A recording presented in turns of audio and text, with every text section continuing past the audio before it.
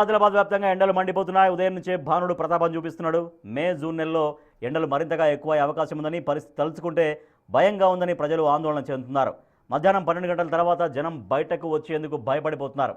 బయట పనులు చేసుకునే వారికి వడదెబ్బ తగిలే అవకాశం ఉందని జాగ్రత్తలు తీసుకోవాలని అధికారులు చెబుతున్నారు. విపరీతమైన ఎండలు ఉన్నాయి సార్. 40 నుంచి 44 డిగ్రీలు అంటున్నారు.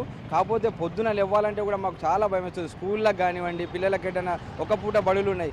ఈ ఎండ తీవ్రతంగానే అధికారులు కూడా సూచించారు. మరి ఇప్పుడు డాక్టర్లు కూడా ఏమంటున్నారంటే అవసరం ఉంటేనే వెళ్ళండి, అనవసరంగా బయటకు వెళ్ళకండి. వడదెబ్బలు, వడగాలులు, వేడి గాలులు వీస్తున్నాయి. ఆదిలాబాద్లో అన్నీ ఎక్కువే. ఇప్పుడు ఉన్నటువంటి టెంపరేచర్ కూడా ఎక్కువే. వర్షాకాలం వస్తే వర్షాలు కూడా ఎక్కువే. కాకపోతే జూన్ వచ్చేదాకా మేము ఎట్లా బగబగ ఈ వేడికి తట్టుకోలేకపోతున్నాము. బయటకు వెళ్ళాలన్నా చుట్టుకొని ఏదైతే మేము ఎప్పుడైతే పట్కా చుట్టుకున్నామో, లేదా క్యాప్స్ కానివ్వండి, ఎట్లాంటి ఏదైనా ఒక దస్తీలు, రుమాలు కానీ చుట్టుకొని పోతేనే కొంచెమన్నా ఉపశమనం లభిస్తున్నది. కాకపోతే చాలా వేడి గాలులు ఉన్నాయి.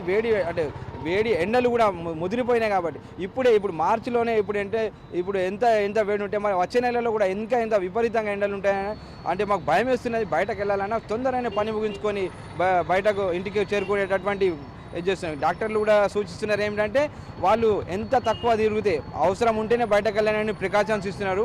అధికారులు కూడా దీని మీద దృష్టి పెట్టుకొని చలివేంద్రాలు బస్ స్టాప్లలో కానివ్వండి, బస్ స్టేషన్లలో కానివ్వండి, ఎక్కడైనా కానీ మాకు ప్రజలకు కొంచెం సౌకర్యంగా చలివేంద్రాలు ఏర్పాటు చేస్తే బాగుంటుంది అని అనుకుంటున్నాం సార్.